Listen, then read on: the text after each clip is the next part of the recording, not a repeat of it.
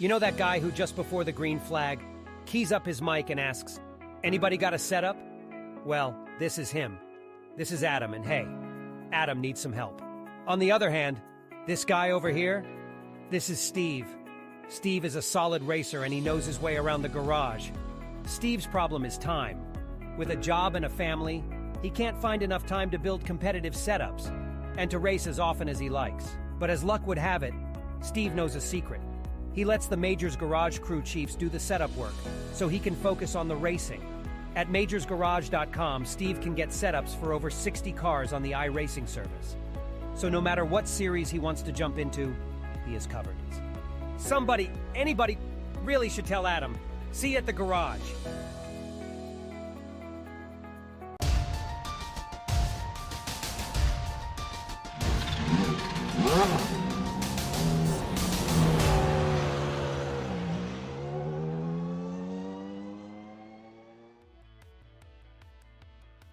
The British are often seen as prim and proper, but you stick them in touring cars and suddenly the red mist comes out.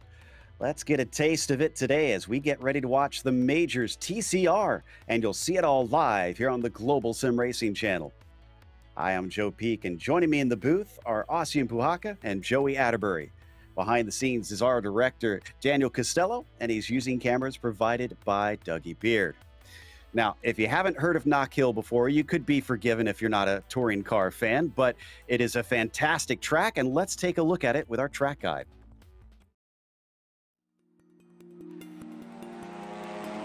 Welcome to Knockhill Racing Circuit. Opened in 1974, this place has become perhaps the most famous of Scottish racetracks. It sits a little less than an hour north of Edinburgh, and while the stats may make it seem extremely short, it packs a lot of punch within a lap. The four main layouts have a mere 2 kilometers, or just over 1 mile in length, and a measly 9 to 10 corners. But no two of those turns are alike, and there's an impressive 120 feet of elevation change. Also, a majority of the apexes are taken at medium to high speeds. That makes passing rather tough, but the hairpin at Taylor's is the most likely spot to outbrake someone. Otherwise, you'll just have to wait for a mistake from your rival. Perhaps the aspect that is most unique here is that the circuit can be run clockwise or counterclockwise. Naturally, this changes the nature of some of the corners, but a few things are the same no matter which way you run it. Duffus Dip is a sketchy one in which it can be hard to judge how fast you can take it. And the chicane, which has become notorious for the way touring cars blast over its curbs, requires incredible commitment from the driver and stability in your setup. Speaking of which, expect to set up your car to have to handle the aggressive curves that guard the insides of pretty much every turn. Knockhill has been long requested by the plentiful Scottish racing fans, and with its arrival in the sim, it's sure to garner even more fans around the world now.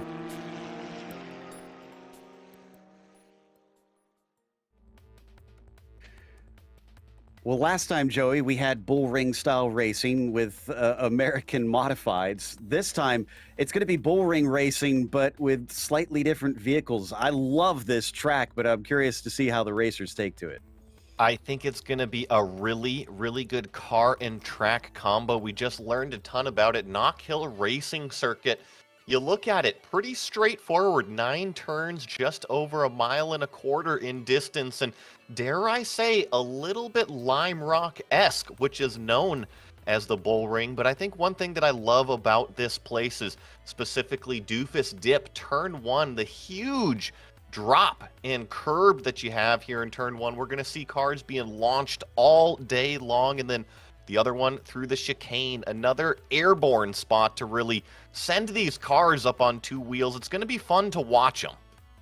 No doubt about that. And this is, again, going to be a unique format. So, of course, we have our event details for this one. We'll try and walk you through it. Hopefully, you'll understand as it goes. They are going to have 24-lap heat races. You're going to see 3 of them, although there will be other ones going on simultaneously that we'll not be covering. Some of our sister channels will have that coverage at the same time.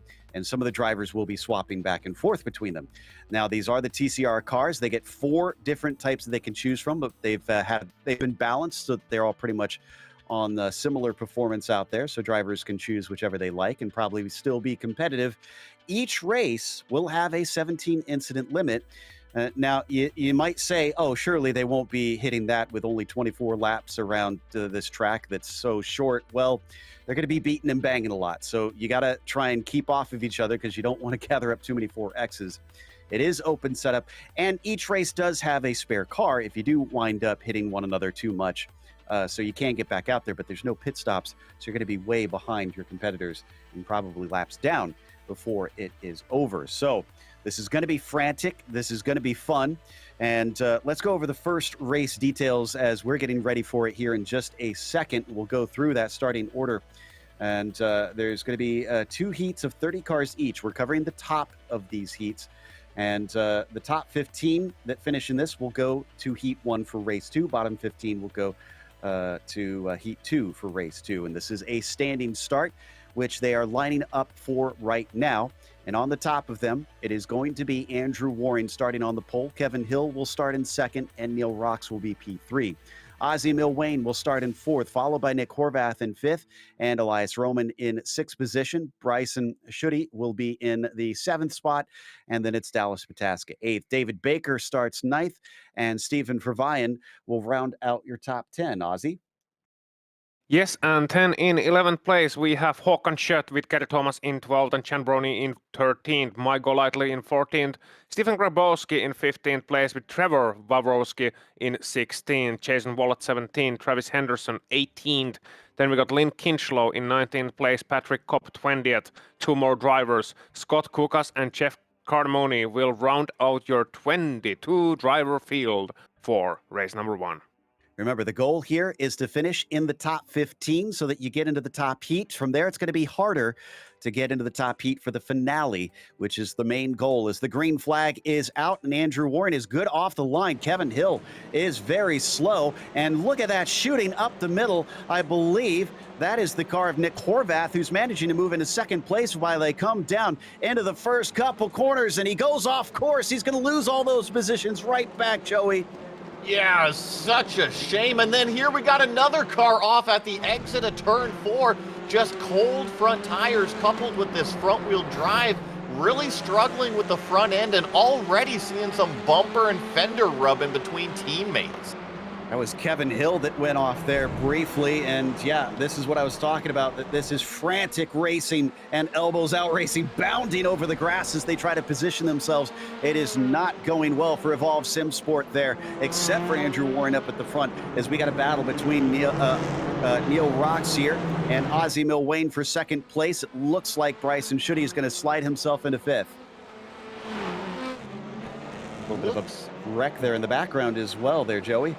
Yeah, that hairpin is so tight, and I think here that we're starting lap 2, Joe, I think the drivers are going to be a little bit more in the groove now that we're single file, and not only that, but the tires are finally up to temperature, and it's so tricky with a car that not only turns and also powers the front drive, the front wheels. It's a little bit different than, let's say, a GT3 car, which, you know, typical road racing here on iRacing. Warren is just blasting away from everybody. It's already at 3 seconds here. And we're watching Jeff Cardamone back in 21st place as he bounded over the chicane there, which is perhaps one of the most notorious parts of this track where they really have to be on it. And drivers are now winding down the front stretch as Milwayne is having to fight off Neil Rocks at pretty much every lap while he tries to contain the field.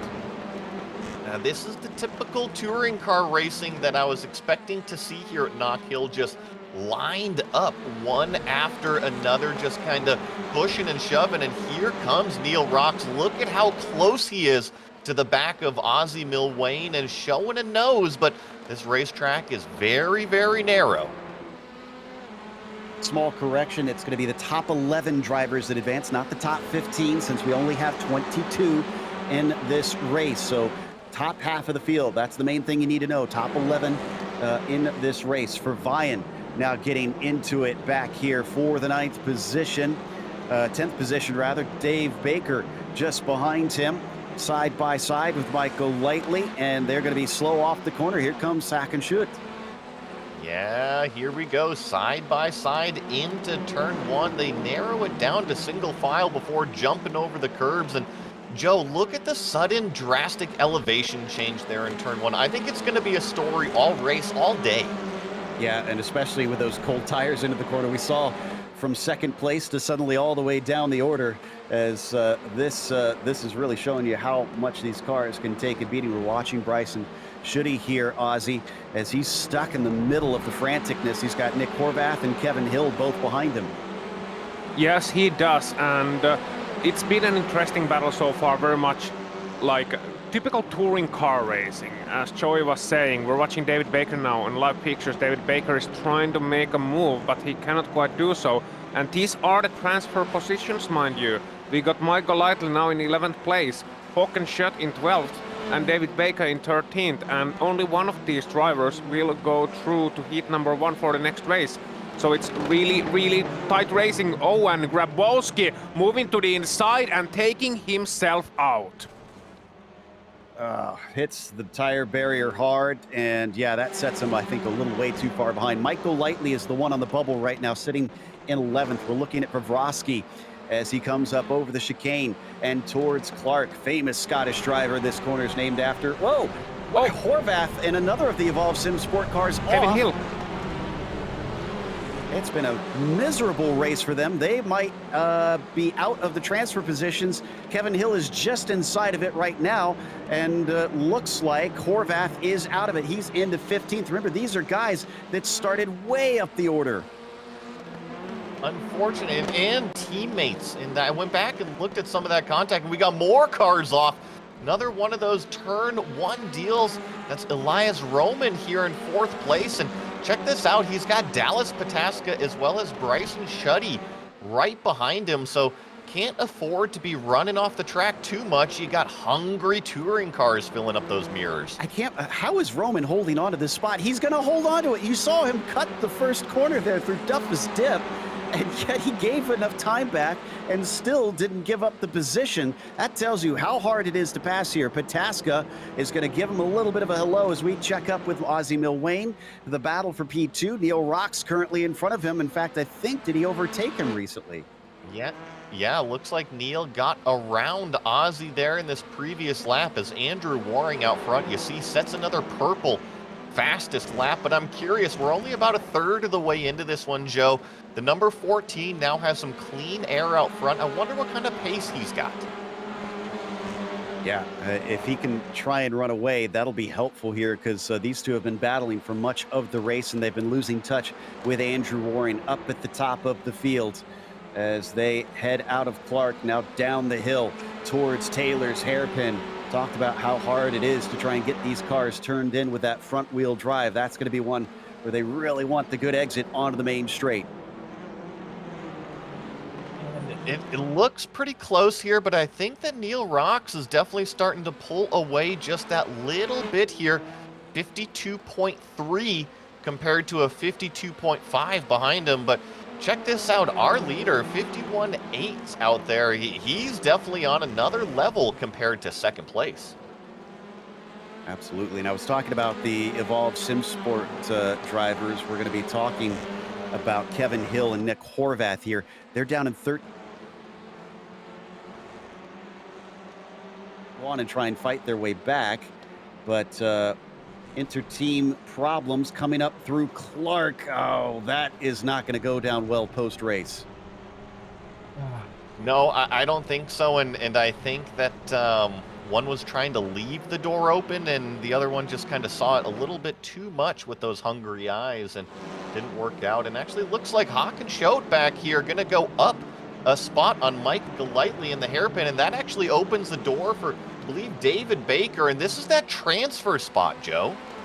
Yeah, exactly. Vrosky currently in that 11th position, sitting at the back of it. I'm sure he'd like to make things a little bit safer for himself as they get single file by the time they hit Duffus Dip.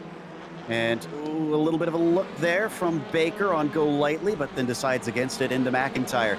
A little bit of a swift run through Butchers, plunging downhill, and that compresses and goes over the crest. Look at them really get on two wheels there through the chicane. A little slow for Baker, for Golightly rather, but Baker not able to capitalize. Watching these touring cars around this place, I really feel like they were just kind of made for this circuit. And look at this, Vavrovsky and Baker now side by side. Looks like Vavrovsky is going to take over that 10th place position. But Joe, remind me, with the 22 cars, is it 11th place that transfers on and 12th place is out? Is that what it is? Correct. Okay. So 12th place is Nick Horvath. Remember, he started from 5th. He had a really good start and then gave up a bunch of spots and then got involved in that issue. Has a little bit of a blink too, it looks like, as he's having some connection problems on top of things. But he's gaining on Baker. If he can pass David, he'll squeak by. And the thing is, now if you look at these positions, I'm just gonna interrupt here briefly, because Nick Horvath is now in 12th place, and he was the driver who got hit earlier on by his teammate Kevin Hill. And now he's right back in the mix, in the fight, in 12th. He needs to pass just one driver, Joe. Yeah, David Baker just in front of him in the number 33. We think he's got the pace based on what we saw in qualifying there to put himself in this position. But can he manage to get by that number 33? As you can see him just through the windscreen here up ahead. The laps ticked off quickly. We're almost halfway through this race. Watching these shots, it really takes me back to my youth, Joe, watching the touring cars, watching British touring car, you know, and just watching them jump over the curbs with these cool looking winged wide bodies. This is a really neat race to me. Absolutely. You think back to some of the 90s and early 2000s when this was a very popular series, the British Touring Car Championship. Take you back to your youth in the 60s and 70s, watching the Mark II Jaguars compete. Give me a break. We'll have to talk about your paycheck later as we watch a little bit of a dive down into Taylor's. Horvath trying on David Baker, but David's going to defend the inside. While I recollect myself over here, Nick Horvath, he's still trying to get up into that transfer spot. And you mentioned it earlier, a little bit of blinking out of that 382. And maybe that's an advantage when you see that in your mirror, because you're not sure what's going to happen if you're Nick Horvath. Indeed. It's Vavrovsky right now getting close to the back of Go Lightly once again. We've seen Mike put on a pretty good defense here. And as they come up to Clark, he's a little bit off the apex, dips a wheel out into the dirt. I'm curious what the incident points are looking like at this stage. We've seen so many get into each other at this stage, and also a lot of off tracks that, Ozzy, you got to be concerned that maybe a few drivers might go over that 17 incident limit. Oh, absolutely. You take off tracks here and there, especially in turn number 1. It's very easy to just go a little bit too wide. It's a difficult corner. The first part is kind of like the turn 1 at Brands Hatch, and then you get a bit of a chicane right after it, and you get this into sort of barber sort of section. So it's very easy to take off tracks here. Combine that with the ease of taking 2 axes, 4 axes, well, mostly 4 axes you do. Bits of contact here and there, and as we watch, we have a great battle of Vavrovsky trying to go on the inside of Golightly. Let's see if he can make it work. No, Mike Golightly just shuts the door on him, slams it right to his face and says, "Nope, you're not coming in, mate. Switch those sweatpants to something nicer and then we'll talk again." Bouncer. Oh, and behind him, another dive from Horvath, but defense from Baker holds him back. I think Golightly has really got into the spirit here of this style of racing. Just no quarters given or asked between these drivers. You can see how tight it is between himself and Vavrovsky still, but it seems that exit out of the chicane has been make or break. Oh, and here's a late move at an unorthodox place. Another hip check, but Golightly sticking his foot in it like he did last time and holds on to it.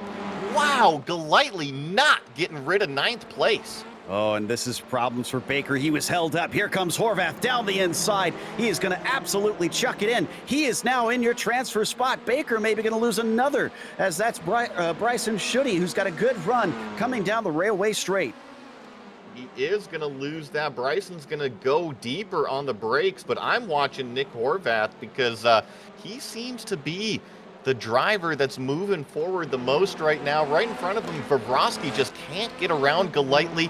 How much more aggressive is he going to have to make himself? Yeah, that's the big question, because Vavrovsky's in 10th. He's in a good position, and he'll make it through in the top split of the next one. So he's he doesn't want to fight it too much. We've had a change for second place. Mil Wayne over Rocks once again. Really good racing here, and look at that. That opens the door for Elias Roman as well to get by Neil Rocks, and gonna have to collect himself. Oh, up under the bumper there, coming through the hairpin. I think Neil's still got plenty of fight in him. This started when Neil went wide coming out of the chicane, and that's what slowed him down. Mil Wayne got through, and then once he stuck his nose in Ozzy, as here comes a pass between Horvath and Schutte, or is this Horvath having to play defense on Baker? Baker coming up the inside.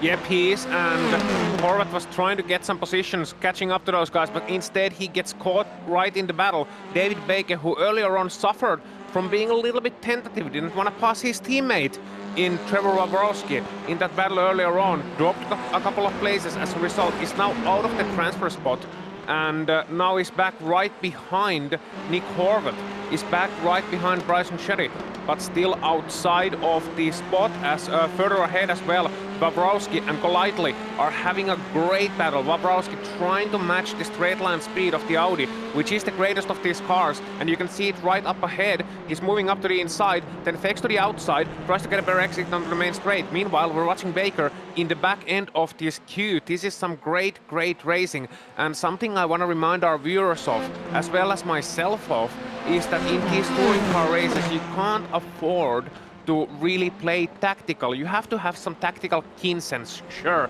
but if you end up waiting while somebody's taking a chance, and there's one car actually off further ahead of them, and taking it back to the pit lane. Oh, and Patrick Kopp as well in the background. Yeah, that was Kopp. He was a lapped car, and Mike Golightly didn't take lightly the fact that he was being held up, so he pushed him out of the way.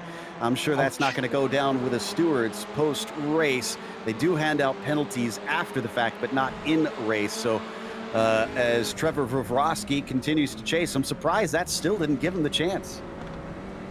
No, it didn't give him the chance, but I think it's just the ebb and flow of the racing out here, and you got to be careful. Like Ozzy was saying, you have to be tactical, you have to plan your move, but at the same time, you got to be just pure aggressive out there on the racetrack, because with only roughly 20-minute races, if you don't take your opportunity right here and now, there might not be another one.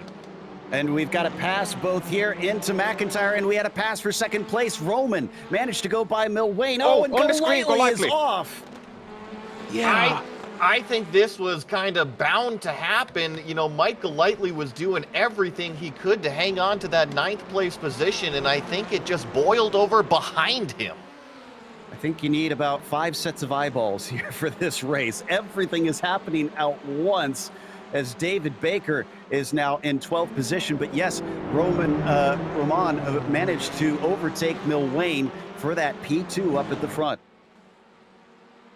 That was a battle I was keeping my eye on, and I think that Elias, now that he is clear, I think that he has actually been the fastest car, at least in this section of the race. And Joe, you blink and we're already only about 5.5 laps left. Indeed. So the battle between Golightly and Wabrowski finally came to a head. Wabrowski still in 11th, though. Still got some side-by-side. Neil Rocks wants some of those positions right back. He's going to slide up down to the apex of Taylor's hairpin and take it away as Mil Wayne tries to cut back and see if he can put the move right back on him. Duffus Dip is a quick one, though. Does he dare try it? He pushes him down the front stretch, almost NASCAR style, but decides not to make a move. Oh, trust me, these touring cars will do plenty of bump drafting. You know, in my early days, I did some touring car racing, and they tried to tape ketchup and mustard packets to our bumper to see who was actually bump drafting. I mean, come on. I love it. I love it. Well, right now, Neil Rocks is trying not to panic there as he's going to go very, very wide and use the exit and then some. The front-wheel drive just dragging him through that gravel, and he actually pulls away from Mil Wayne in the process. So keen move from the number 14 if he's got some of those incident points left over in these last 3 laps. Ooh, look at this run from Neil Rocks up onto the front straightaway. He is tucked into the back, already defensive from Elias. Is he going to make a late move into turn 1? No, he thinks better of it, but he is right there. Absolutely. Back to Horvath once again. One of the more important positions here, back in 10th and 11th. Trevor Vrosky trying to threaten on that 382 Evolve SimSport car to see if he can get himself one more position up. But the good news is the next car behind Vrosky is Baker, his teammate, who I guess is a little bit far away. So if anything, he's got kind of a rear guard at this stage. Yes, I think that unfortunately for David Baker, he's lost touch, but look at the way these drivers are really jumping these cars over the curbs. I really feel like maybe just one wrong bounce might put David Baker back into that transfer spot. So Grizzly TFR are going to want to at least get one of their drivers up through and into the position behind them. Kevin Hill is with Mike Golightly. He's got a lot of ground to make up, and he's going to head down to the inside. Golightly tries to defend, but can't outbrake him off the corner. It's another drag race down to Duffus Dip, and it looks like advantage Golightly. Well, Ozzy, you mentioned it, and I think you might have a little bit more knowledge than I do with these TCR cars, but seems like that Audi has some good straight line speed. It does. It's the fastest of these cars in a straight line, and it's a very significant advantage to have. It might not be the weakest in the corners, but these cars do have differences. The two Hyundais are somewhat the same, as we see Horvath moving to the inside. Now Shot to the is on the outside. Horvath to the inside, taking the position, braking very, very late indeed with that Civic, and Shot trying to defend, but here comes Favorowski as well on the main straight, now alongside Shot. And remember, these three are all in a transfer position, but if something happens to them, we got David Baker right in the mix, so we'll see them heading into turn number 1, and Bryson Shot not looking for the deep dive in there, instead falls back, and sliding a little bit ahead of them is Horvath. So you can see Shot taking much more risk with the lines, with the curves, bouncing a lot more, but Horvath is a little bit faster because he's a little bit smoother at this stage. Yeah, he pulls away. Horvath getting himself a handy little gap here as we are on the final lap of the race already. Andrew Waring, a massive 15 seconds ahead of Elias Roman, who, by the way, 52 seconds a lap, 15 seconds is a good chunk of a single lap around here. He has just been dominating this one. He's going to lap Jason Wallet as he goes a little wide, uses up another incident point, and takes it down the railway straight, as long as he doesn't get plowed into by Jason Wallet, who's going to brake early and let him through. And we're hearing that Waring is on 17 incidents right now. That should have taken him out, so or that might not be accurate. But Waring is going to take the win in the first heat of the day. Roman still doesn't have this second place locked down. He's still trying to beat Roxon Milwain out of Taylor's. Favorowski in the final transfer. David Baker passes him in the last lap. And looks like Roman and Rox are going to be on the podium, but you're right. Favrowski, did he give that one intentionally up? No, he made a mistake. Oh, wow. So he's going to let him back through as he goes defensive. No, he's going to fight him for it. Teammate versus teammate off the final corner. Who's quicker off the line? It looks like Baker has got him. Wow. That is why you stay in it until the very end. You never know what the racing gods will give you on the final lap. Indeed. So go ahead. Yeah, no, I thought we were going to say a replay. I'm sorry, go ahead. I was going to say, it looks like everybody has completed the race, so that means our results are official, and that means that Andrew Waring is going to take the win with Elias Roman in second place. Neil Rox will finish in P3, and then it's Ozzy Milwain in fourth. Dallas Pataska finishes fifth. As how about the gains from Gary Thomas here? Up 6 spots. In fact, I think that is the hardest charger of the race. To finish in P6, Stephen Verweyen will be P7. Hakenschut was P8, followed by Nick Horvath 9th, and Bryson Schutte was 10th. Ozzy. Yes, and then in the final transfer spot, as we saw on the last lap, David Baker taking it away from Trevor Waworski, who was trying a little bit too hard and paid the price. Kevin Hill 13th, almost made it back after his error earlier on. Michael Lightley 14th, Travis Henderson 15th, then you got Jason Wallet 16th, Jeff Gardamone Cardamone in 17th, Lynn Kinchlow 18th, then you got Cianbroni, Patrick Kopp, and in 21st place, Scott Kukas and Steven Grabowski in the final and 22nd position. And just gonna mention briefly, poor Dog Bear Racing. Patrick Kopp, Scott Kukas taking out in subsequent corners. Granted, one lap down, but still.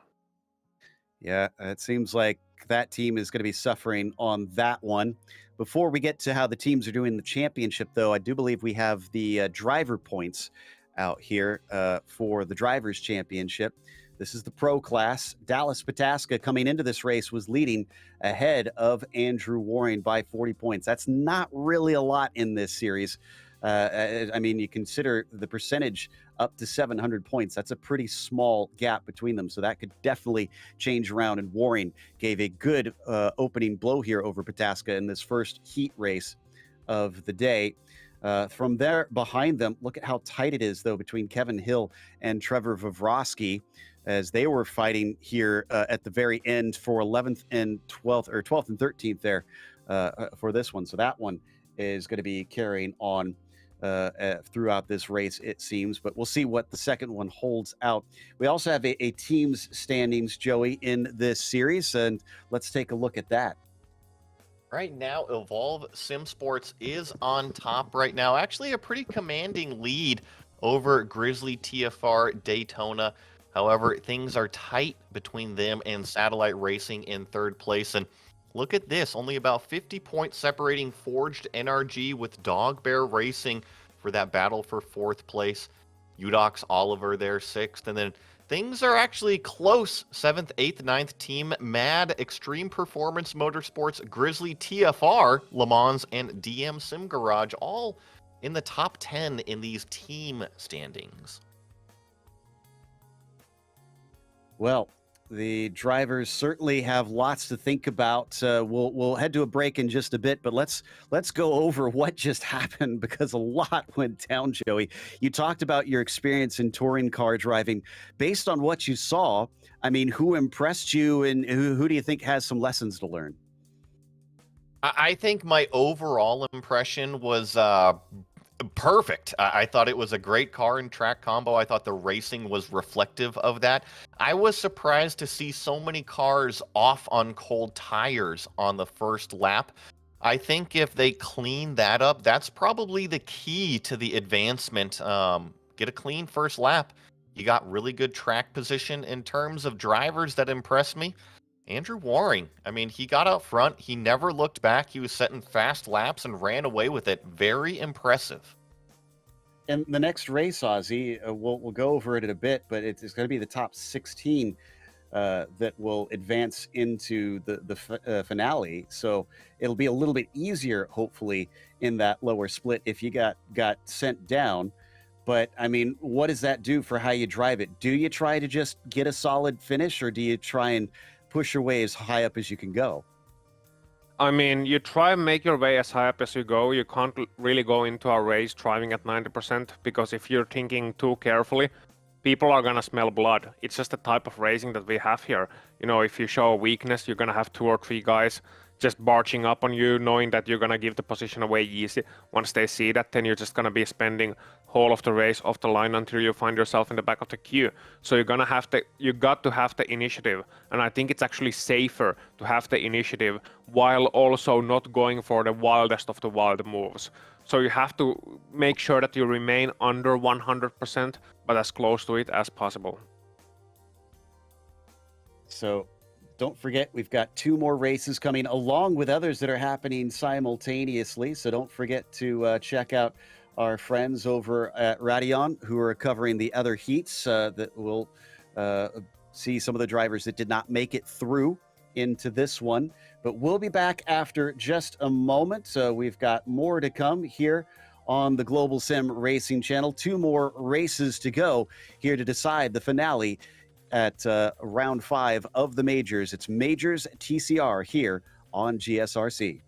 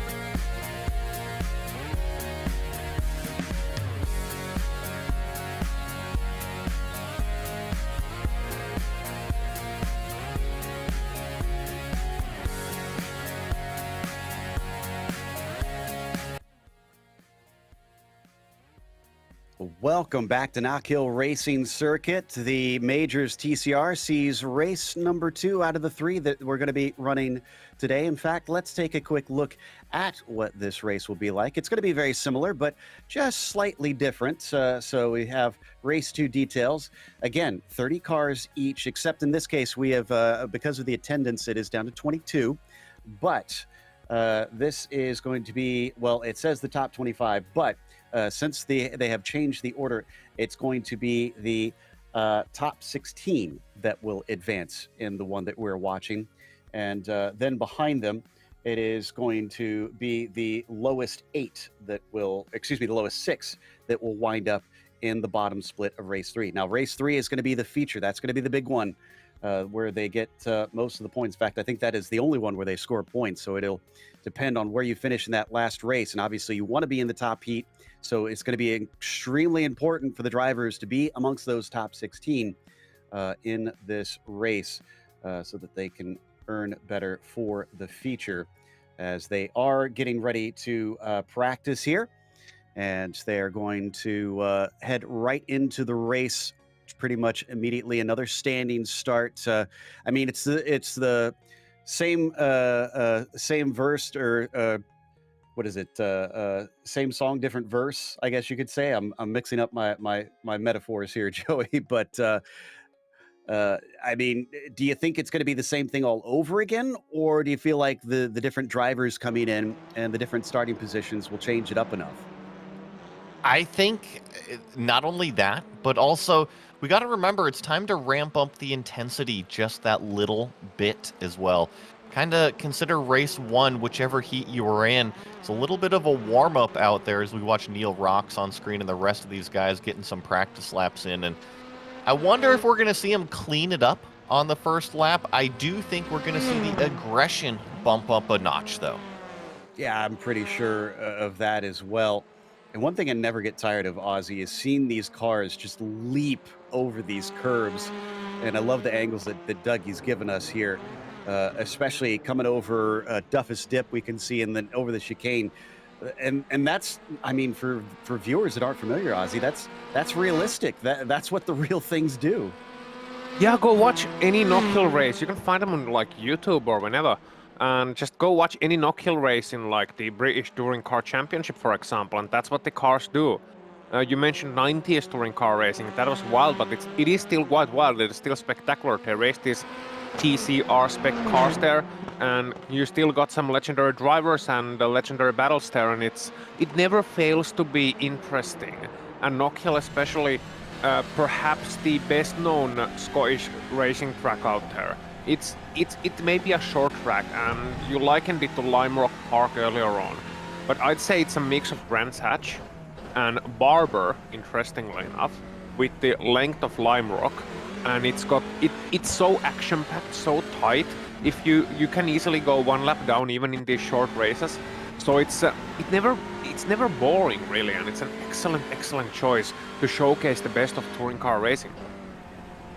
And for Andrew Waring, he seemed to really be on top of it. He pulled himself away quickly, but he did run into a little bit of lap traffic. We'll see if he gets that again.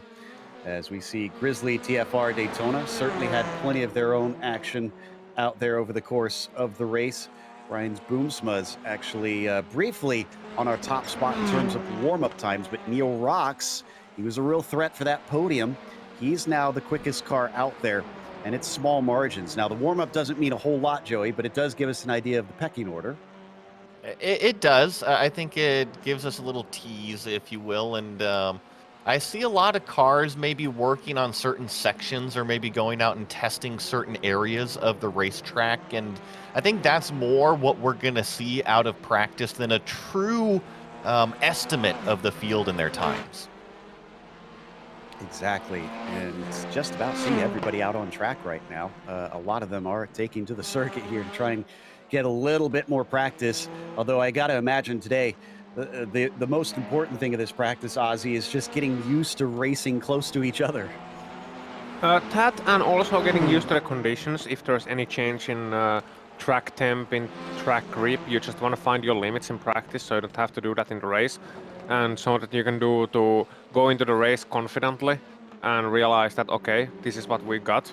And now I want to ask, I think we've mentioned this before, Udox Oliver, is that a llama in the livery? It is indeed. And they've told me the name of their mascot before, and unfortunately, I'm sorry guys, I've forgotten it already. I have to go look it up again. But yep, that is indeed a llama on the car. It's been their mascot for a number of years now, and they're quite proud of it. In fact, I believe it's based on one of the drivers having a stuffed animal llama that's been in the background of their webcam. Oh, that is lovely. And just mentioning on that briefly, I wanna call it the drama now. The drama llama? Yes, the drama llama. Drama llama ding dong. Yeah, there you go. I was waiting for it. It looks like warm-up is going to finish for us. We're going to be heading off into the second grid, actually, of the afternoon. And based on what we witnessed that first time around, I am excited to see what we've got in store around this tiny little wonderful track as they now start to grid up. And on the pole, Andrew Warren will start on that top spot. Ross Banfield will be in P2. Elias Roman will start from third. Then it's Brian Boomsma in fourth position. Neil Rocks will start P5, and Edward Shelley will be sixth. Ozzie Milwain seventh, and Nathan Medina P8. Row 5 sees Tom Guest and Dallas Pataska. Ozzie?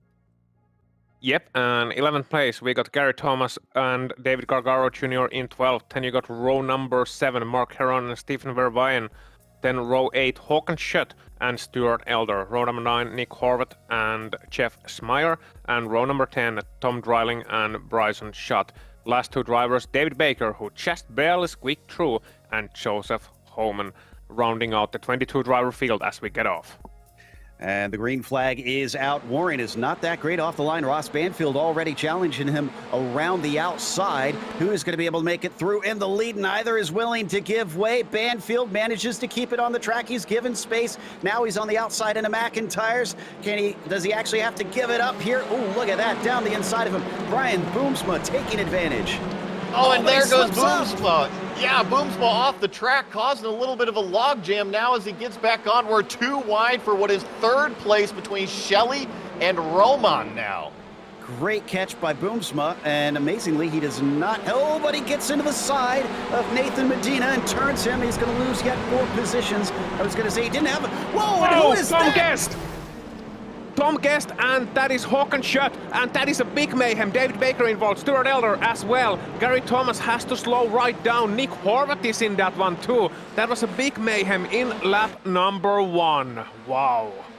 Also, for what it's worth, Gary Thomas had a black flag, I think, for a jump start up there at the beginning of the race. So, speaking of NASCAR-style racing, there was our big one.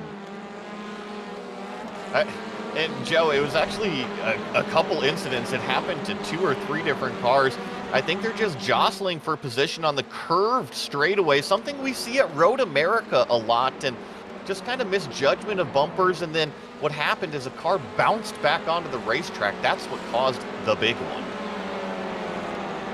Okay, then. Well, a few of the drivers have had to head into pit lane to take their spare car. We're going to take a look at a replay, checking to see if this is coming down into... Okay, yeah, so this is going to be the big one, Ozzie.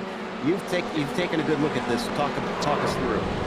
So Ozzie Milwain and Tom Guest hitting together. The track curves slightly to the left, and Ozzie Milwain just takes a little bit too much room away from Tom Guest. And as a result of that, like, Tom has nowhere to go. He's on the edge of the track. He comes just 10 centimeters out of the edge. And Ozzie Milwain is turning a little bit left, trying to squeeze him, and turns Tom Guest into the wall, who then bounces back from the wall that is at a perpendicular angle to the track. And then, I mean, Håkan Schött has nowhere to go, and there's cars all over the track. You got 2 wides, 3 wides already going on. And I tell you what, Brian Booms, Mark Heron, for example, so lucky to get through that.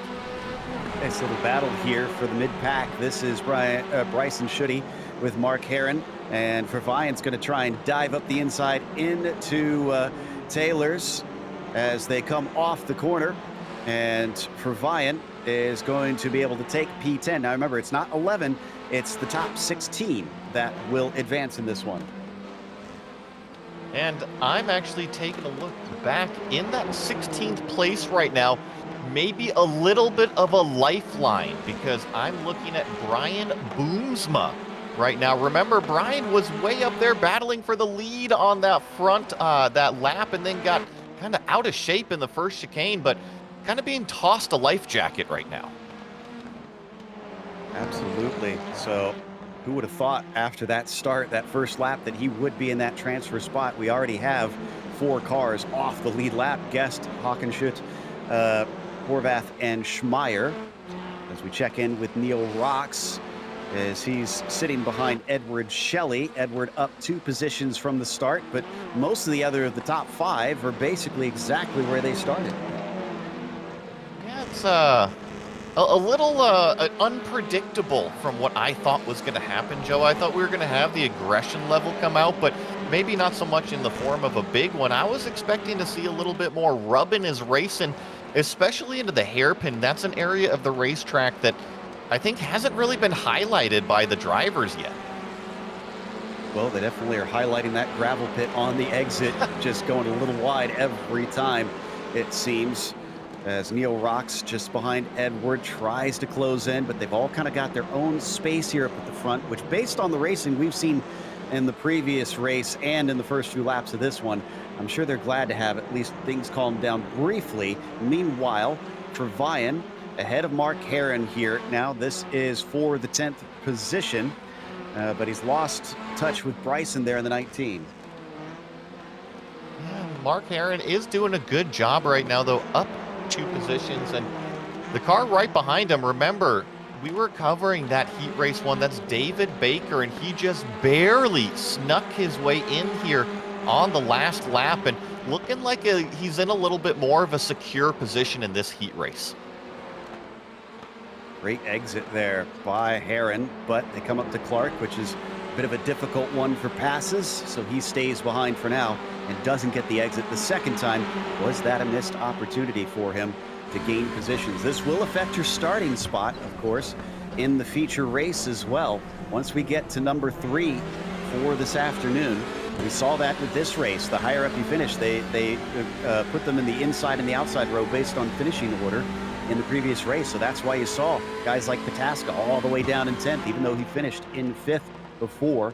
Mark Herron, though, is sandwiched between Steven and David, at least for now, and he stays safe at least this time, coming downhill into Butchers. But how long will he stay safe? We've seen so many drivers make just tiny mistakes that open the door. I've been watching these competitors, see if there's maybe like a strength or a weakness area on the racetrack, and I really do feel like it's the racetrack itself. It's got so many fast left-rights that if you don't hit the curbs just right every lap, the racetrack can kind of dictate the ebb and flow right now, as we see Herron get a little bit more on the back of Irvian, but I think he's just a little bit too far back to go into turn 1 making a move, but we'll see how they do coming out. Edward Shelley looking like Neil. Is that Neil Rocks going through the grass behind him? That was. So Neil having a little bit of a hiccup down through Duffus Dip, and that's going to keep the place for him. In fact, he's still giving the time back, and it looks like he is going to stay in 5th now that he has finally given that back completely. And this is a little bit reminiscent of Neil in the first race, actually, because if we remember, he was way up front and then a little bit of a slip up and then made a really good late race charge later on. So Neil kind of setting himself up to do the same exact thing one more time. Absolutely. But Andrew Warren with 2.3 seconds, keeping himself plenty safe as Neil Rocks still chases behind them all. He's also got Dallas Pataska there in 6th. Again, Dallas kind of needs to get up to Andrew Waring and try to fight him so that he can bring it to him in the last race, since he's going up against him in the championship. Waring wind up in the lead of the points after this one. And next time out, we're heading to Indianapolis with the IR01, the Speedway 500. And that is going to be fun to watch, as they are in a beastly car for that one. As we check in with David Baker back in 12th. In fact, my goodness, it's very separated all through those top 16 for the most part. 16th is one of our closest battles there between Thomas and Boomspa, but we're looking at Bryson now in the 9th position versus David Drugaro Jr. But David, did he slow or was Bryson just that fast? I'm not sure, but Bryson actually got a little bit wide there coming out of turn 1. Looks like he's able to get the car gathered up nicely underneath him, and Gargaro Jr. is just right up on the tire tracks. You see these cars bouncing up and down on the racetrack, and I feel like, Ozzy, how are you doing over there? You been noticing anything out here? Oh, yeah, yes. So there's been a lot of things going on, interesting things in this race. You mentioned Neil Rocks making a mistake in turn number 1 earlier. That was due to him cutting the curb a little bit too much, and you mentioned curbs earlier. One of the important things that I think has gone amiss at this stage of the race is how you have to really line up the car after the curb, because you're airborne for a moment, you don't have grip on the track. So you have to make sure that you return to a reasonable angle, reasonable position. If you have to make a small correction, even the slightest correction to your line, to the car, just before you hit the curb, then you're gonna be going way wide indeed, and that mistake might end up being a huge one. Another driver I've been very impressed about, he's there in the pictures, he's just ahead of Edward Shelley, Elias Roman. He's been very consistent throughout these 2 races. He's had great pace. We saw that last race. We're seeing it this time again. And I'm starting to be a believer. I'm starting to walk with Elias here. He's been running great pace. He's only 5 seconds behind Warren this time. It makes me wonder if he hadn't have had to make those passes before, if he could have been a lot closer last race. And maybe if he can start close enough, get some positions at the start of race 3, could he challenge himself for the overall win of this race? And meanwhile, we're going to Mark Herron back here a little bit farther. Stephen Provine, just in front of him in the yellow and black as they pop over the crest of the chicane and up towards Clark. Oh, and right in front of him, it looked like Bryson went off track there, and he's got a big old donut and some damage on the left side of this number 19 car. Wonder what happened there to Bryson, and given that we're only halfway, this could be a little worrying if he's got some damage. Look at this, he's clearly struggling with that car. Yeah, and way off the course, Bryson finds himself, and he's into pit lane, so he's gonna have to repair some damage. It looks like, yep, he's got the meatball flag, so he'll have to take his spare car. And here we go, down through Butchers, and then yep, just too much of that curb. Couldn't get it slowed down, and off it went into the tire barrier. And he's not taking his spare car. He's taking full repairs, actually. Yeah, I think he used his spare car already at some point, and as a result of that, may have used, because he's now spending a long time in the pit lane. We see Nathan Medina passing him now. He's 1 lap down. But so is Shut now. He is 1 lap down too. He's dropped out of the transfer spot, and that's gonna throw a lifeline to Medina, who was surely out of it. Don't call me Shirley, I know, but he was definitely out of it, and now he's suddenly in, and that's because of 1 single car error. So even if the gaps may seem big, they still have to keep fighting all the way to the end and just keep that car on track. Make sure they don't make mistakes, Joey. Well, good luck, Nathan. We're all counting on you. As David Baker up here in 11th is kind of on his lonesome, not really able to do much here in that number 33 from here. Just kind of cruise to the finish, I'm sure, with about 11 laps left to go on this one. Warring with the fastest lap of the race that time by. Joey, you've been watching the 777 of Ross Banfield. Seems like it's been a bit of an ebb and a flow, that at times he's catching up, but now he's lost some time. And you just mentioned purple from Andrew Warring, our leader, and Ross Banfield here trying to give chase. And trust me, he is no slouch out there. 51.6 that last time out, so only 1/10 off of our leader. And it kind of depends on who catches traffic, but in a heat race that we saw Andrew Warring really just kind of walk away from the rest of the field, it's kind of refreshing to see the 777 up here giving chase so close. Yeah, Warren's got to know that he doesn't have this one completely wrapped up in the bag, that he's going to have some serious competitors out there as they cross the line now to start lap 16.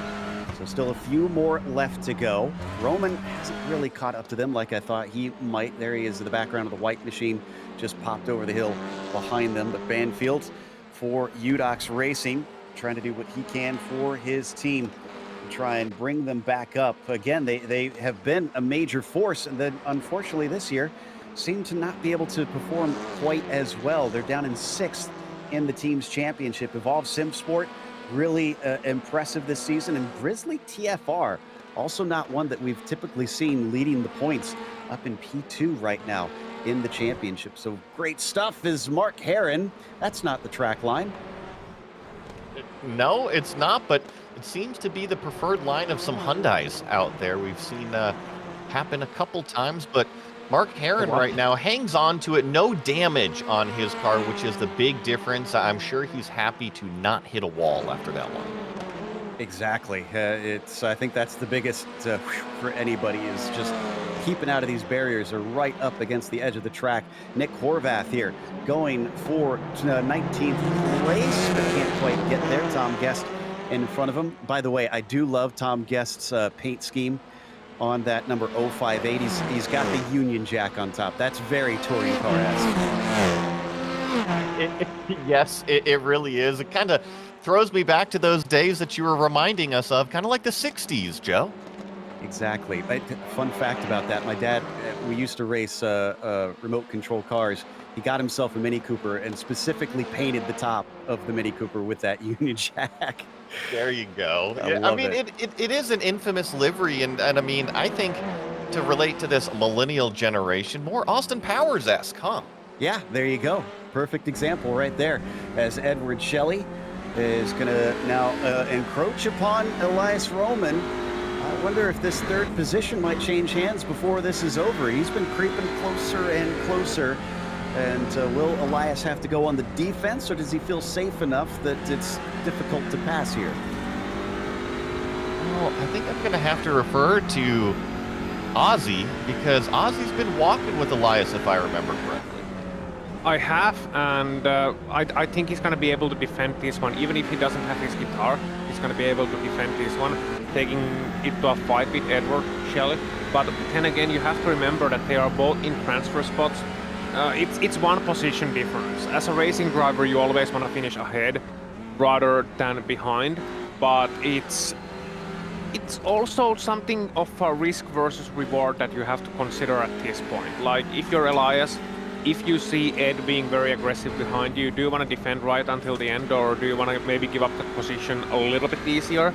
Because you also got Neil Rocks, who's made some mistakes, but he's still there. And if the two continue to archie-barchie, it's going to be Neil right there in the mix. You got Dallas Pataska a couple of seconds away. That's not too far if they start fighting properly. So you have to really be smart about this. And I think Elias is right now just contemplating his options, trying to find what's the best line here, what's the best angle of approach, see if he can hold on to his pace, just focusing on what he does best. But once he sees that red car, that red camo livery, camo-ish livery, come closer and closer, and maybe shooting it up the inside, I don't think he's going to close the door too late. I don't think he's going to be like going all or nothing on this one. That's to come later on. That's to come in the feature. Right now, just a fight. Another thing I want to mention, by the way, speaking of the 777, Ross Banfield, the llama's name, Joe, and this is important, it's Lola.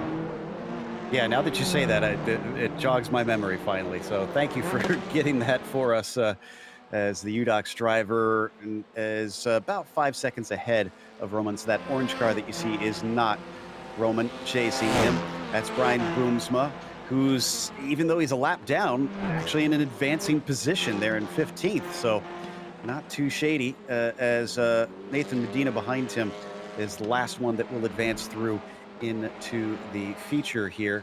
Once we get to that, watching Ross looking very smooth over these corners. Not smooth enough to catch up to Waring quite yet, but he's kept him in check, and it stayed at a handy 2.2 seconds up to now. He's still got more lap traffic in front of him, as we just saw Warren overtaking Tom Dreiling now. Gonna have to deal with lap traffic, I think, for another 4.5 laps or 3.5 laps, I guess, out there. And here's Neil Rocks on the racetrack. I mentioned we highlighted a couple of the hiccups that he had earlier, but he is back on it in traditional fashion right now. Brought back up to Edward Shelley, and that's Elias Roman right there. 3 laps to go, though. Time is starting to dwindle away. It is. We've had a lot more big movers in this race, I should say, because 11th and 12th are both up 10 places right now. That's David Baker and Joseph Holman. So up 10, and when last time the biggest mover was up, I think it was 4 positions or something like that in this field. And I suspect some of that has to do with that big wreck that maybe they were able to get on the binders and weave their way through. But you got to take what you can get. Absolutely, and I'm also looking at names like Steven Verveyen up there, up 5 possessions into 9th. That gets him out of the transfer area and up into advancement. And also, let's not forget about Dallas Pataska, kind of been a quiet name outside the top 5 right now, but also had a good Heat 1 race. Sounds like we had a problem for the 101 machine. Let's take a look and see what happened. He's going to come up into Clark Corner. Someone's very, very close. Someone is going to dive to the inside, and someone's going to turn Hawken all the way around and into the barrier, unfortunately. I think that someone was Tom Guest. Ugh. He made a guest appearance, I guess. Well, and yeah. I know that both of those cars were involved in that lap 1 wreck as well. Ooh, so I wonder if there's some bad blood there between the pair of them.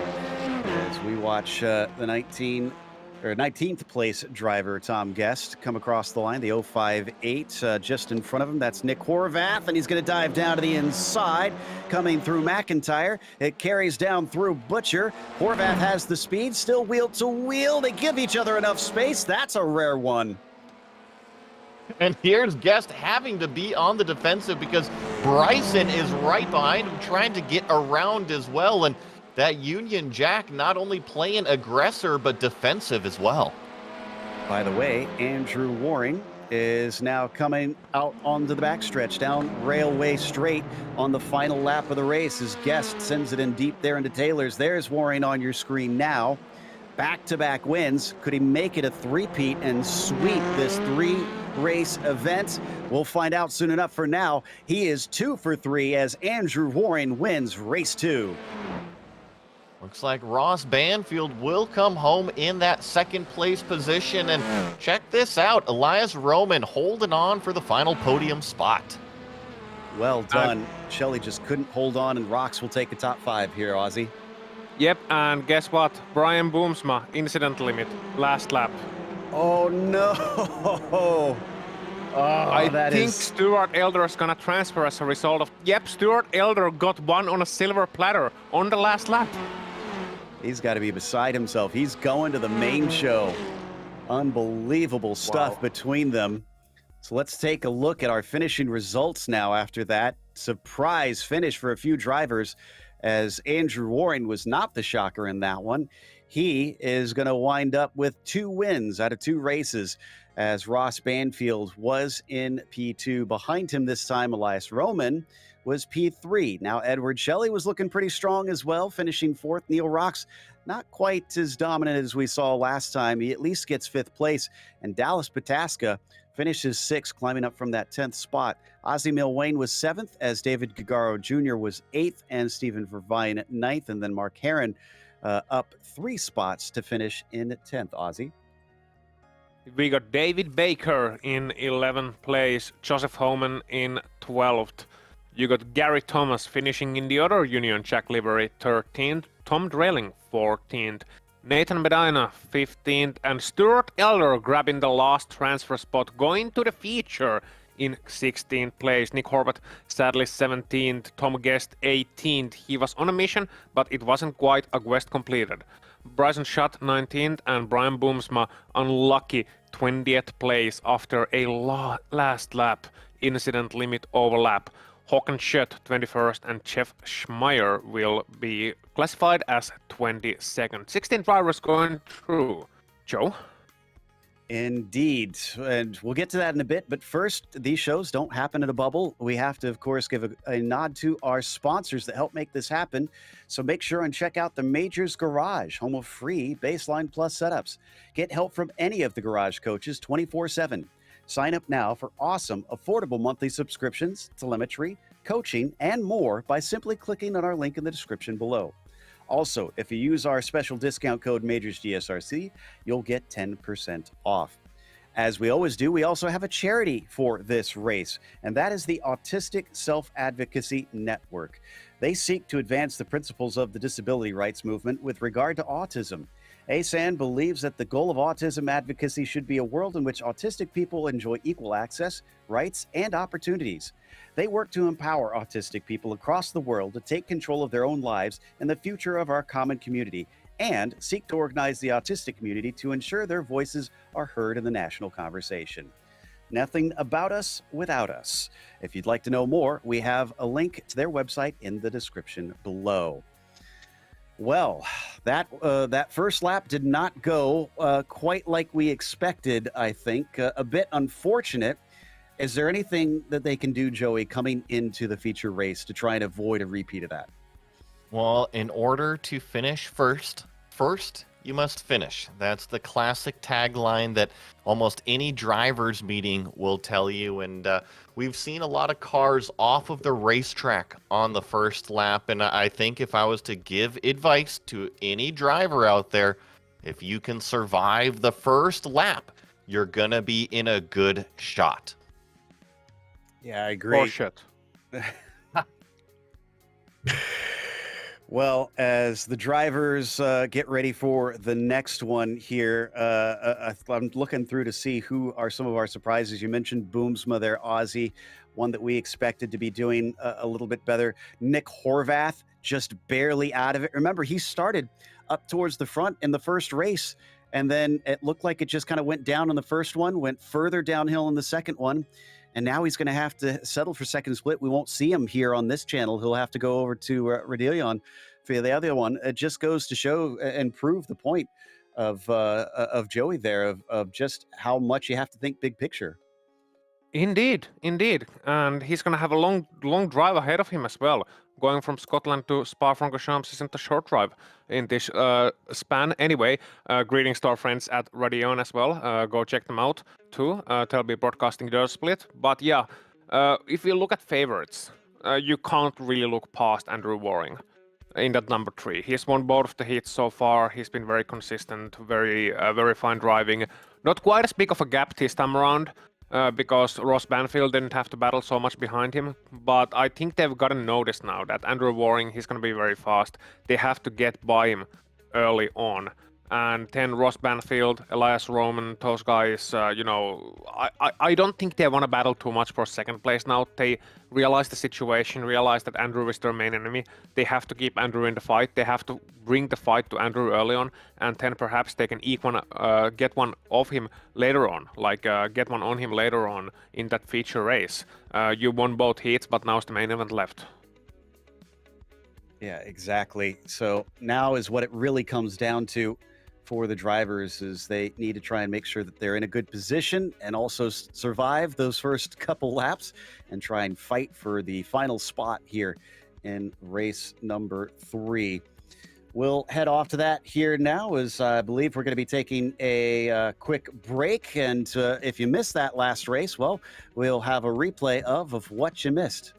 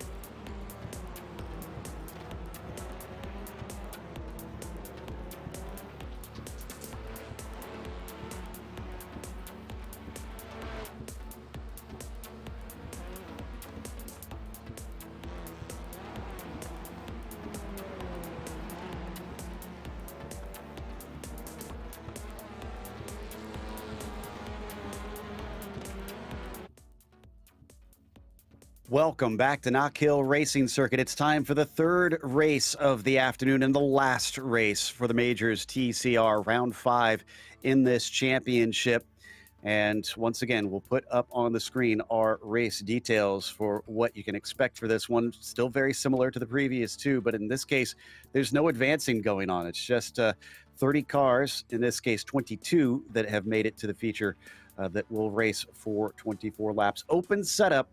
And it turns out that 17x incident limit indeed is a concern, as we had someone taken out of the running at the very end of it. So as we get ready for the race itself, we'll see how they can fare out there today, especially with the dominance, Joey, that we've seen from Waring so far. Will he have anybody to challenge him? I think that will be the story, is Andrew Waring. Can he get off the line like he's been doing? Can he get away into clean air? Because if he does, it just doesn't seem like anybody can keep up with him. And will somebody get up there on the start? Will somebody shove him out of the way maybe? Is that what it's going to take to get on top of Andrew Waring today? That's the question. We'll see, as we are going to be going racing in about 3 minutes time. And of course, we've had a few drivers come on up from there. Kevin Hill, Trevor Vrosky, Ryan Walker, Jeff Cardamone, Lynn Kinchlow, and Gerard Gilbert are the ones that transferred in from the race that you didn't get to see, and will be racing in this one. Some of those are names that we saw in the first race, Ozzy. So they didn't let missing out on the first time get them down, and it is possible to get back. It just, I'm sure it was a little stressful. Yeah, I'm sure it's too. I've been in a situation where you have to be up in a certain position to qualify, and even if you have the pace to do it, it's even more stressful because so many things can go wrong, especially in a racetrack that is so short, so treacherous, in a field of cars, and everybody wants to make it. Make no mistake, everybody wants to make it. So it's, even if you are faster, people behind you that are close enough to make a move, they don't care that you're faster. Or if anything, they want to get you early on, get past you early on, so you don't have a chance to run away later on. Same as the strategy will be against Andrew Waring in the number 3 in this event as well. So we're getting live pictures of Mark Heron in that 940 car, just showing how to bounce over those chicanes. And if you are new to this track, if you haven't seen the first 2 races, then welcome. This is a major series, and we are at BTCC and we are at Knockhill, touring car racing in proper British style. It's coming from Scotland and it's gonna be an enjoyment. So make sure you stick with us until the end. We have a 24-lap race coming up, Joe. Indeed. So there we see Mark Heron, currently second on the timing sheets. Again, this doesn't mean much other than getting used to the conditions, which, Joey, it looks like it's a bit cloudier, and it is somewhat cooler, I believe, than what it was before in race 2. But I'm wondering, these cars, at least in my experience, when you first start them off, it feels like they just understeer like the Dickens. They definitely can, and you got to remember you're steering and also powering the drive with the front wheels on these touring cars, and it's a little bit different than a rear drive car. Couple that with no tire temperature, and you're right, 67-degree ambient temperature out there, Fahrenheit, and pretty chilly. Both heat races that we've covered, Joe, the first lap and even potentially the first 2 laps, we've seen a lot of cars sliding off of the racetrack. I'd kind of be prepared for the same thing. I would too. I think that's the safe call here, that you want to try and get yourself ready for a few cars maybe scaring off, and just back up your braking points a little bit so that you don't join them. Udox Oliver seeing Lynn Kinchlow representing the team up here for this feature race. And wow, really taking a lot of that inside curb. That was 4 wheels off, I think. I love it. That is true touring car style if I've ever seen it, and I'm here for it, Joe. Same here. It's been super enjoyable. This is going to be some of my favorite races that we've got between this one and the next round with the Speedway 500 coming up. That one's always special to me, and the drivers, I'm sure, will be fighting just as hard in that IR01 this time. The clock ticks down to 0 now, It's all come down to this. You've made it through into the main race. What can you do from here amongst the best of our TCR drivers in the major series in 2023? Will we see Waring just scamper away like he did on the first race, or will he be challenged? He'll be starting from the pole on this grid for what it's worth, as he did in the first two races. Ross Banfield will start from P2, and Elias Roman will begin in third. Then it's Edward Shelley in fourth, followed by Neil Rocks in fifth, and Dallas Pataska in sixth. Ozzie Milwain starts from seventh, David Gagaro Jr. eighth, and Stephen Vervayan ninth, with Mark Herron rounding out your top 10. Ozzie? David Baker is going to be starting in 11th place, Joseph Homan in 12th. Then you got Gary Thomas 13th, Tom Drayling 14th, Nathan Medina 15th, Stuart Elder 16th, Kevin Hill, Trevor Waworski, Ryan Walker, GSRC's own, starting 19th, Jeff Cardamone 20th. Then you got Link Kinchlow and Gerard Gilbert as we are getting ready to start. Ooh, and it's a very bad start for Elias Roman. He does not go anywhere. Up at the front, it's a challenge for the lead, and he's got his nose fully ahead. Can Ross Banfield take this away? He charges into the first corner at first, as Waring is now facing off with Shelley as they go side by side down into McIntyre. He might fall from the lead to third here. Oh, but Waring fights back on the outside. I thought Shelley had the position number 2 locked up, but a power move. But now Waring's 4 wheels off the racetrack. He's going to have to gather it back up. Open door for Shelley once again. Can't get through. Oh, a car sliding across the track. That was Dallas Pataska. It slows up for Vian, but they both get out the other side somehow. 3-4 wide this first lap, a little bit cleaner, but definitely cars still going off of the racetrack. Going into the hairpin the first time, looks like 2 wide. Dallas Pataska still got 1 on the inside. For the first time in this whole event, someone other than Waring leads this race. Yeah, but check it out. Andrew Waring is definitely right there behind Ross Banfield in that 777 machine. And Edward Shelley fighting off Neil Rocks with Elias Roman. You made that comment. Didn't get off the line very good, but now he's up to speed. Oh no, Homan, Vervayan, and Elder just had an accident down through Duffus Dip. So I fear that's going to put them on the back foot. All 3 get the cars moving. But sounds like the local boy, Ryan Walker, is making use of his knowledge of the track. He's up to 11th, Ozzie. He is. He made 8 positions in lap number 1, had a tremendous start, was able to get the clutch kick just right, get off the line, and man, after that it was just on his way, the local boy indeed, on his home track, Ryan Walker, closing up on top 10. Meanwhile, further ahead, we'll see this battle for 4th place, Elias Roman, Ozzie Milwain, Neil Rocks. I wonder if his brother Hanoi is watching from somewhere, I don't know, but Neil is there in 6th place. And I tell you what, Elias is kind of dropping back from the top 3. It might be from the early battles. Regardless, Edward Shelley is getting away, and so is Waring, and so is Banfield. And that's going to be an interesting one to follow, as Gary Thomas is now skittering his way in 9th place. Yep, so that's Nathan Medina just behind him. Mark Herron just in front, side by side, as well as Neil Rocks is having a rough lap, unfortunately. And Gagaro Jr.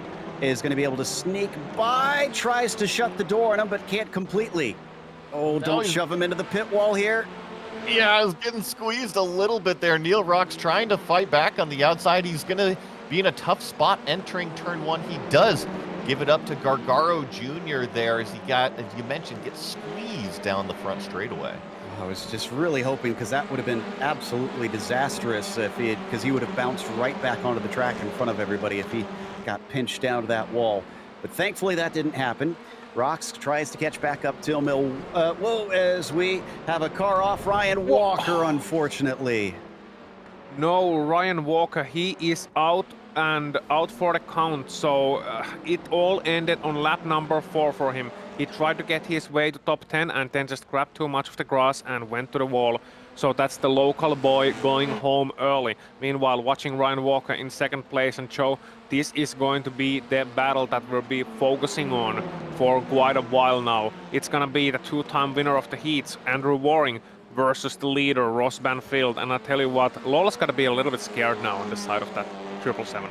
Exactly. Some of the paint's probably going to get rubbed off as we're going to take a look at the replay down, I think, into Duffus Dip. Yep, this is that 3-car accident. I think at the start of lap 2 this was.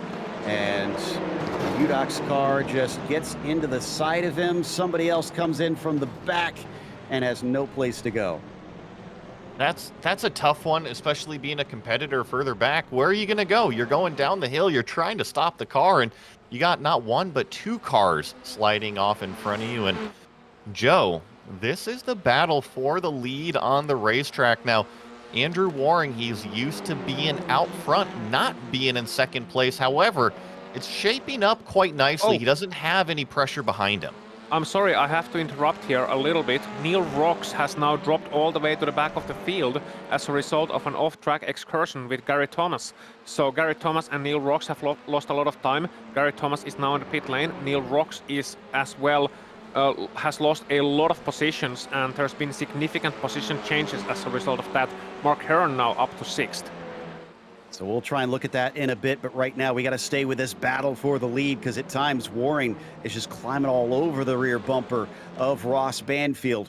Ross was good off the line. He got the track position, but it's a long race to go if he's going to hold off Andrew Waring, and it does feel like that number 3 car is the quicker of the 2 right now. You saw that car coming out of pit lane, caught our drivers a little bit by surprise. And Joe, I've been watching this battle now for a few laps, and I really feel like Andrew Waring is a lot faster through the first corners of the racetrack. You see how close he is here to Ross Banfield, even running off the racetrack a little bit, but I feel like that Honda gets out of the hairpin quite nicely. It does, and it's keeping the Elantra behind him, at least for now. We'll see if he can find some sort of opening. We've got a replay, I think, on Rocks, and seeing what exactly happened here with Thomas. That's him in front of him, I believe. No, that's him behind him, and he just goes a little bit wide. That's not the first time we've seen a car just unfortunately slide a little bit too far off the course and pay the price. And here we go. Andrew Waring, is he going to go down the inside? He's showing a nose, almost made it happen on Ross Banfield. And I mentioned this is the area of the racetrack where Andrew's really faster than Ross, and just felt that one coming. He was, I think, closer than he's been all race long. How hard does he want to make the move? His fight isn't necessarily with Ross Banfield here in the championship. Banfield is a ways down. Waring is, Pataska is the one he really needs to be concerned about getting points over. But if he can get first place, you always want maximum score. So as he flies along the front stretch, let's see, will the Hyundai will be able to chase down Ross Banfield and make the pass? He's awful close. They approach Duffus Dip, but I don't think he's close enough. And no, he's going to stay in line.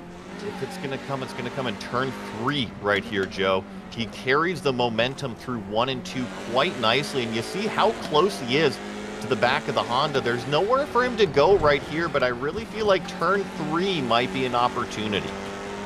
Banfield's had one top 5. Oh, here we go into Clark. He leaves the door open just enough. Too much curve for Andrew Waring, and Banfield will hold on to the lead. I was about to say, Banfield has not had a win yet. Waring has, and it's only been a single top 5 out of our 4 events so far for Ross Banfield. So this would be a major improvement for his record so far this season. It was a little bit of a game of chicken going into that after the chicane there, Joe. It's like Ross left the door open and Andrew was right there, and Andrew said, well, if you're going to leave it open, I might as well take a shot at it. Yeah, we've seen drivers try it, and some have managed to make it stick, but it does seem like it's such a fast corner that the inside line isn't quite what you need, ironically, unless you're fully alongside. And there you can see just a change up 1 and down 1 between these two, but poor Rocks is down 12 after his couple of incidents that he's had. Medina up 6 for this race. Not too shabby. Vavrovsky as well, gaining a bunch after he had to start from the back, coming up from heat number 2. There is Vavrovsky on your screen right now. Currently chasing David Baker, and I tell you what, this is a driver right here in the number 33 making the most of it, because remember, he almost got knocked out in heat number 1. It wasn't until the last lap that he was going to advance, and sure enough, here goes Kevin Hill around him with a pass. So Kevin Hill now up to 11th, also tied for 6 positions gained with him, but they're side by side coming down to the corner.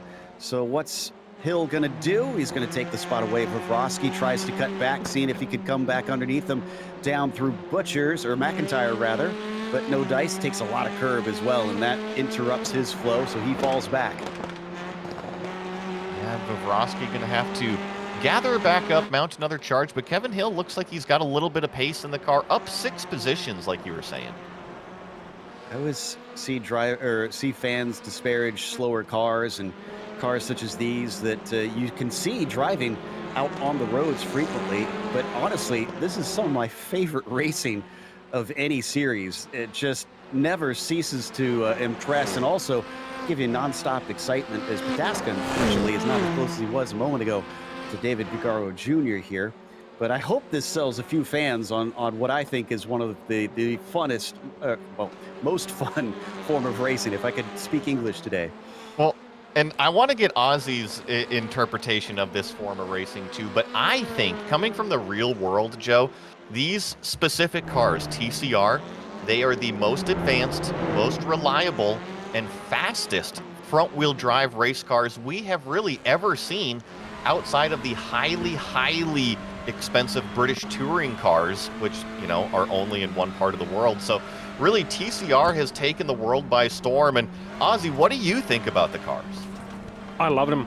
I love them. And speaking of fastest front-wheel drive cars, Delta V. I think that was a front-wheel drive car, unless I am much mistaken. Regardless, we are seeing the lead battle once again, and this is the part of the track just before the hairpin. You mentioned turn number 3, Joey, earlier on as a prime overtaking opportunity. I'll tell you what, Andrew Waring is catching in the chicane before the hairpin too, so he has multiple chances. He's not quite been able to get close enough just yet. He had those chances earlier on. Now we're calming down a little bit. But despite them battling, being so close to one another, I will mention they're getting faster and faster. Andrew Waring last time around 51.4. That was the fastest lap of the race so far. And here he looks to the outside of Banfield, trying to get a better line, trying to force him offline. This is very important. He has to make Banfield defend in order to get those runs. You got a couple of lapped cars ahead of them as well. If you turn the camera around, you see that there is the lapped car of Lynn Kinchlow and Stuart Elder right ahead of them. So that may present opportunities. But here we go, looking to the inside. I think Waring will be looking here. No, he still fakes and he's still being patient with it. But now he's getting Banfield off the line. He's getting Banfield off the line, and that's very important. Now he looks to the outside, Joe. Yep, he's got him on the ropes a bit here. Banfield's going to cover the inside. Will we see an over-under? Maybe. No, he's going to try and outbrake him as they come through the corner. Holds on tight, but look at this. Kinchlow's going to be in the way. Will he box him in? He tries to. He's going to try and pinch him down, and he does so successfully as Waring decides it's better to fight another day and backs out of it. Oh, that's a game of chicken right there, if I've ever seen it. And then you see Waring have to take the dive down into turn 1. But, guys, lap 15, we got less than 10 laps left. This is going to go to the checkered. The only thing with that is that's a very dangerous game to play, because if you're Andrew Waring, you could still try and come across. And behind them, unfortunately, I think Kinchlow just went off track. Well, and I mean, if you ask me, Joe, I think using a lapped car as a pick is kind of a no-no. You know, that's a wag of the finger out the window type of deal. However, Ross was a little sneaky with it. He kind of picked him and then gave him enough space for him to go 3 wide. So a little sneaky from the 777. Here we go again down the front stretch. He's on him this time without the lap traffic. Will he be able to try and dive it in, or is he going to go for 3 like Joey suggested? He's not going to do an into Duffus dip. Down to McIntyre. He's right there. He shows himself, but then decides against it. He has got some speed through turns 1 and 2 and just got nowhere to go with it with this big old Honda hatchback right in the way. And Joe, I'm curious with how many times these cars are running off track. You see 1Xs pop up, I'm sure, all the time. How far can they run off track, and are they running out of incidents like we might have seen Brian Boomsma do earlier today? We have an unofficial count of 10. Sometimes that can be a bit off, as we heard earlier with some of the software. Essentially, we need one of the admins to tell us within the session itself, because they will know accurately. But Andrew Waring, yeah, I'm with you. I feel like he's been very aggressive early, and he's going to leave himself vulnerable that he can't attack at the end if he has to play it safe. Well, and I mean, if we have roughly 10 incidents and 17 is a drive-through, and I mean, we're looking at it's a DQ. Oh, DQ. We're looking at less than one off-track per lap left. So yeah, Andrew Waring's definitely got to keep an eye on it. And if he has, that's just off tracks. If he has car contact, that's 4 incidents right there. And I know we're watching this great battle back here, but it's a battle for the lead yet again. And this time Warren goes into the back of Banfield, shoves him out wide, and he's going to give as much as he takes, as Warren did not like that pick earlier, apparently. Wow, so that's a bump and run. That's just a bump and run straight out of NASCAR. You likened these cars to NASCAR racing earlier on. Well, that's one page out of the American playbook, but very much the touring car playbook as well. Managing to cause Ross Banfield to lose grip was Andrew Waring, and then just getting past him on the inside and now trying his best to run away from a very, very angry 777 here. But the thing is, you got Gerard Gilbert, you got Ryan Walker coming up next as lapped cars. I know they have been great in this race. They've been usually letting drivers by easy, but you can lose a lot of time. And here you can see a replay of that, Joey. And that was a bit naughty. Yeah, I think I see a little bit of a late block out of Ross when Andrew was already making a dive, and I think that's what kind of instigated the contact, and so I feel like that's definitely a racing incident.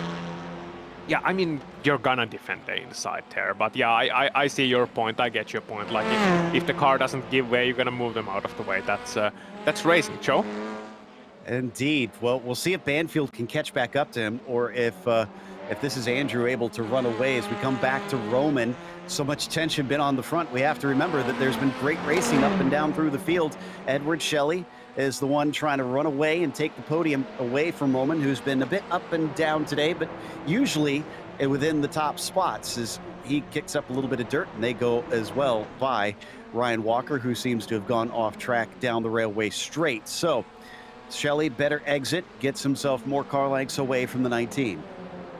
You speak of the up and down day from Elias here, and I think really race 1 was his weak point. He cleaned it up in race 2, and then here in the feature in 3s, running on point, trying to take away that spot from Edward Shelley. Look a little bit further back. This is Nathan Medina giving chase to that red Dallas Pataska Honda right in front of him. Dallas kind of known more as an oval guy for the most part, but holds his own on road courses. Seems to be a little bit out of his element here today. We tend to see him fighting for wins, not just kind of trundling around within the top 10. Medina behind him, about half a second back. Gagaro Jr., same distance back there in the 9th position. They're going to keep it on the circuit this time. You can see how much has been kicked up there in that dirt out of the chicane. And then up and over the crest of Clark they fly. And we're going to see what put Ryan Walker off the circuit here at Clark Corner.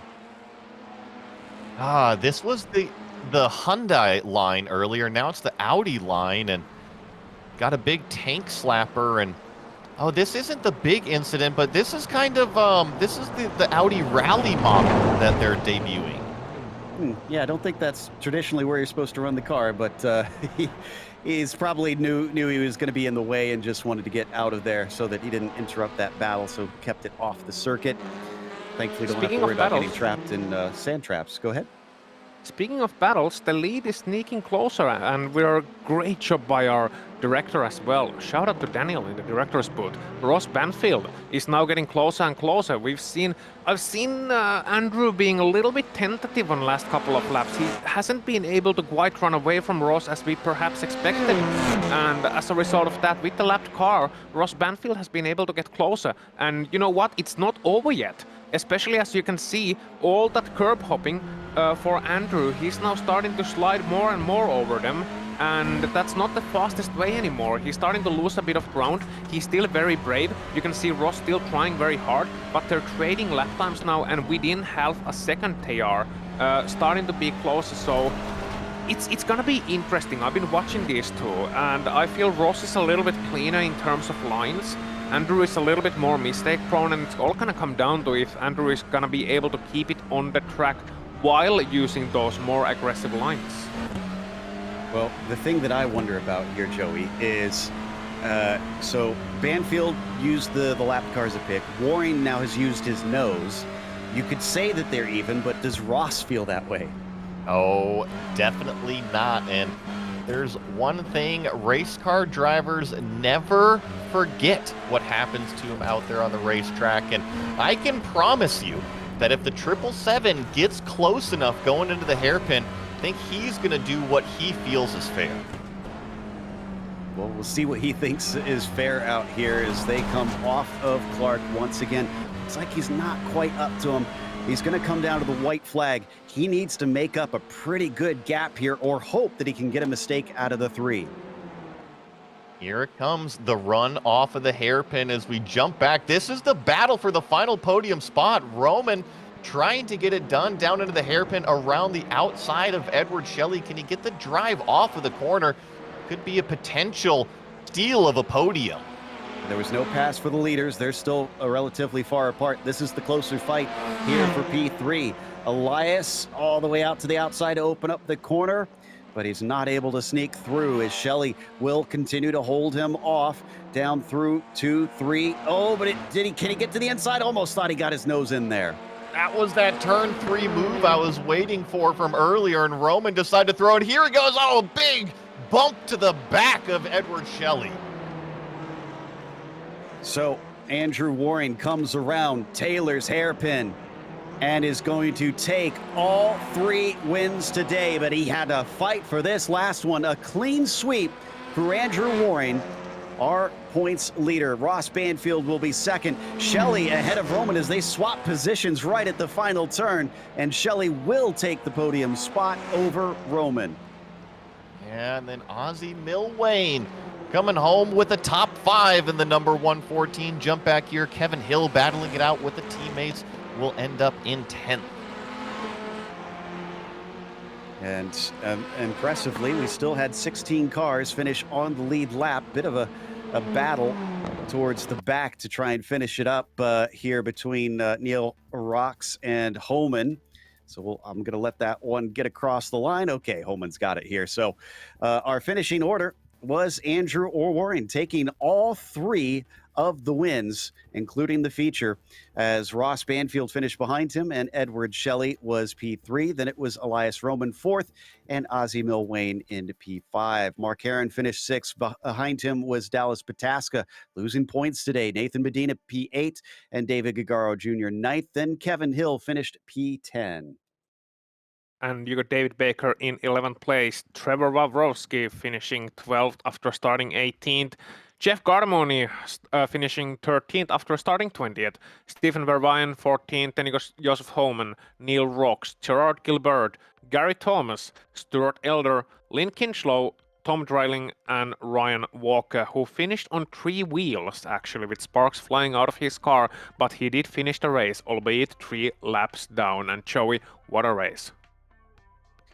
Yeah, it was a fantastic race, and apologies. Sadly, we won't be able to do interviews here this afternoon. We'll try and get some in later on. A big thank you to the majors for bringing us back for another season of coverage. And also thanks to the team today, Ozzie, Joey, Daniel, and Dougie. Make sure to check out our social media, our website, and our merchandise store.